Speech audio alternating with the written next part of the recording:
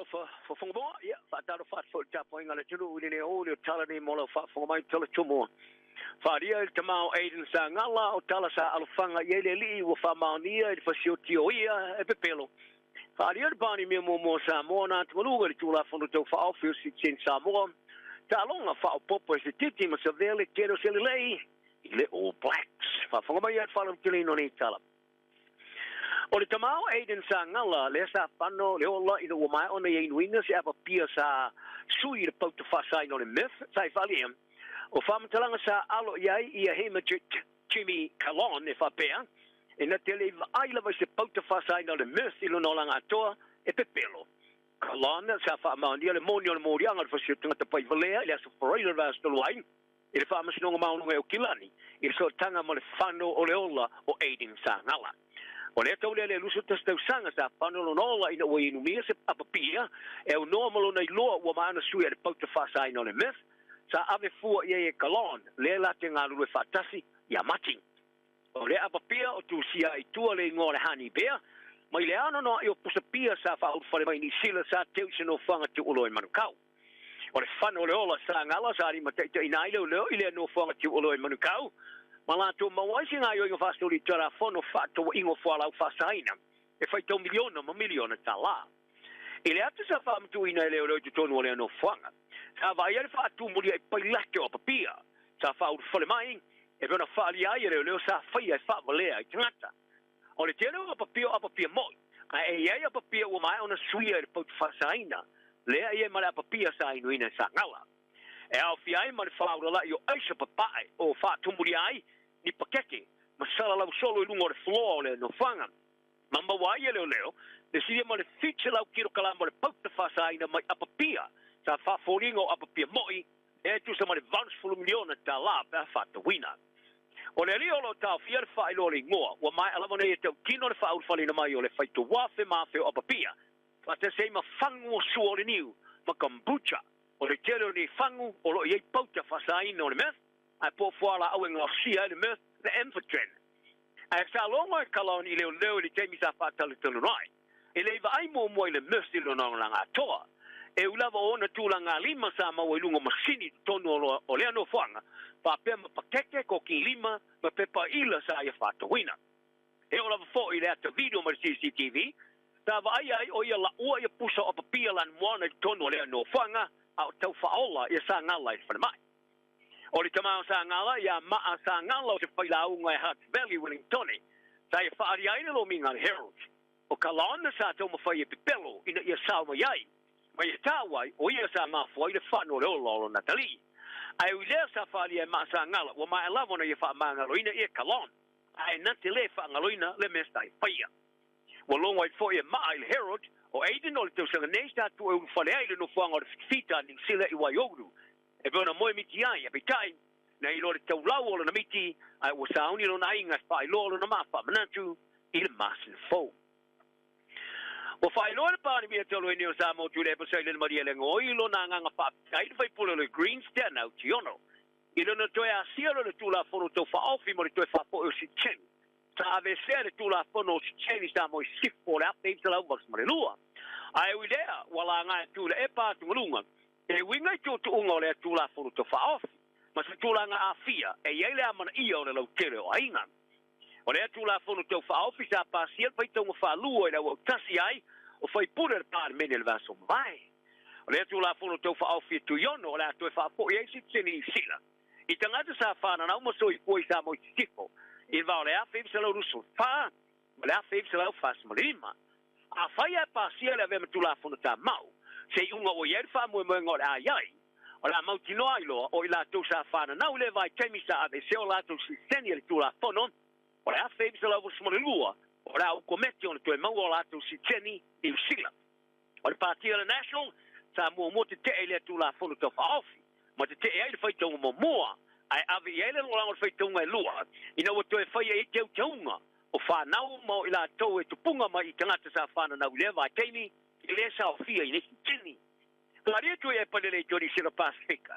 O le atu la fono to whaofi, e mo mia whala te le atu ia inga oma o ila to sa fiai. O no i tu ta ua sa mo maana nganuku, o le whalango lango le a inga lau tele, le tau fai mai ma tom fa now o tule e pasa a wai mai ta wa fianga mo mo ta sanga fai ia kila ni nei ai ulai le sa fai ai foi malana ta sanga o se leo si ni sa tu ia de fai o se tele noanga ini a mionga fa ngali I lunga o wala so ta ingala tele se teine titi e na se fululu tu sanga ma le fa sa o ino lo nata e le se o fulunga o mana o ta fia le fa le tele no no ngoa le buke ai ma ngo ta la lista o reali leo o lo ta fia fa le tele no no ngoa o lo ia fa fikia mo yang oni so ta inga le ma se teine titi ma le umi ino se ata e le tele ina ora na mata upu sa vala wina fa mas non fa tu malo ya se chema besa fa dia ia le fa masino Judge Paul Murray o le lile o le sa tu ia fa ngai no le penga Snapchat e fa fisuia ia a ve I omi ma le tene tiki nate le lo ina fa dia le fa masino o lo tu ia le o le ali sa tele no mo se feu so inga fa ngali ma le tene tiki sa la foi nato le tene tiki no nata e le se o fuilunga I le ali le o foi o le penga Snapchat sta o kometi ona tapeina nei ave omi mai aus se kone o le lile o lo tu ia I lona fasa o ino le ato le tene tiki e le aiso na o fuilunga o le la talanoanga I lunga o le telefoni fa dia fa masino Mari o le talanoanga ma le ata sa maua ina o su ina le telefoni le ali I le temi sa su ai seisi mata o pu este magai fa dia le loia tu la mo le Julie Ann Kincaid KC o le whātanga ina o le au whaili pote whae lore ngoa o le ma foi se tūlanga matau ki o le mati ai o ia o no le tūlanga le o iai no ola malo lo ina o le sui komisina o leo tania kura whiwhilia nei le tofinga maulunga mo le temi nei a wha wawana sa ia le whainga malo o iei nei seisi komisina fōu o le komisina o iei nei Andrew Costa o le astepu ese ma le tofinga ma le masina fōu ma vave mai island a taimi to finga a toi ora masino toi o miskura o fil to aver to finga molise fun male ro masina e bena for ai el ministro leo Mark Mitchell ma o ave ai miskura o se u like to mai ta e fil ile to finga ma lunga ma tanga lunga le leo I New Zealand name e daro talonga fai mai o o mea e fa mai o lisi o mea ai fora mai o tulanga le naulus fo e to lua o ye nei wala se titi ma ari sta vea au tapinatu le All Blacks mo talo foi tu de tele tolu e Europa o le after ya le All Blacks ma England Twickenham e fai ngol vaso nei ai re fitu im Ireland Dublin so blame for Ronnie Paris ma fa mai ai la tu malanga ta milo ta alonga ma Italia I Turin o se vea o le iso le to sima de tasio le All Blacks ta va ve malanga England ni ma ya pa le tapin penai ai o se titio le iso sulu le mata ino lantalo I se ta alo le sa ye o Blacks ele ta longa sa mano ya pani fa un vaso ai u le to lu va bala tele la maftanga to lo pinga ya se tiki sa va ve telo na ru wa elo na le ini se ta alo matina ile to sanga nei o fa ya onga ngo le Blacks Jason Ryan sai falia o le Lucifer we tele Chiefs ta mata ina tele talo mai tele no lona le yo yai ma e ta wai sa mai tu ina fa ya onga le Blacks e se titi I onga tono le tamara sanga per capi e sai lo ter fo I lo capi ni sila I lo lus fu sanga I le temi la meta mo ai mar polo ai o se senga moni le talo se titi o le mata ina telo la talo pui mar poe ma o le tele nga lu fa te sem savea mai si los fueti e tele tonu I Ryan o se se titi le tau I le to anga nga lue ma le no e o ina le sona mai si tamata alo o le tamafusu fiti la upanga le fellow white lo tau fia le mai se tulanga tinga ina ina o mai le fusu anga mas tamafusu saina fa mau tu Australia I se fusu anga sa pa e fiti le so fa un vaso o Ubaid Hader sai lo mo ya Nathan Singh sa fa ya ina le tu ioti ya rungi zo I le fusu anga la upanga le fellow white le fusu le IBO Asia Pacific I no fuanga King Charles Park in Nandi I puti ai li poti falo te fale. O le tamo fusu fiti, sa palasi na o mai fusu anga, ma au ina tu fle mai. Le lo ia I vai ngo sa ngasi tinga ina lo toka. Sa ri puti ai vai ngo fasala longa fiti ale FBC. Sa longa na matua I la vea I le tino o haida, ma I tu ia shao. I le tamar sa ngatoa. ta wai o le lisa falu telinga le fusuanga Freddie Jan ma le malo falu ngi autu le fusuanga ma le sui mo le All Black Sonny Bill Williams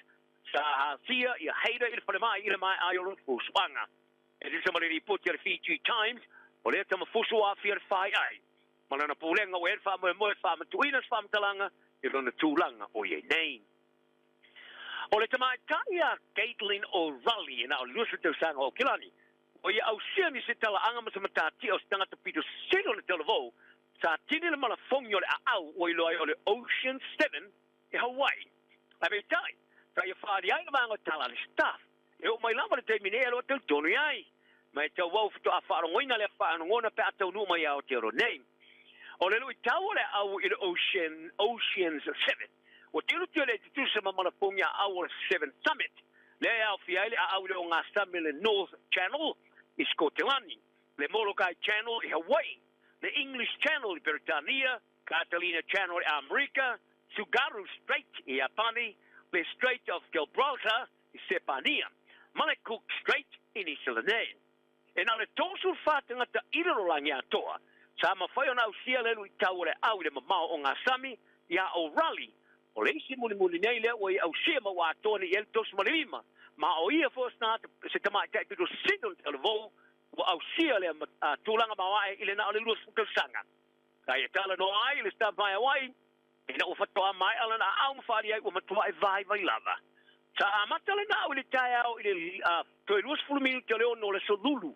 ai tau no ile tini le to lu minuto le fitu ile tai au le so tof le no winga e se follow it se fu tolu it la ma se fulu valu minute sa awai mana i tele. Tala nal ni oli. Ia i le lofa ma fili e muita ta uma.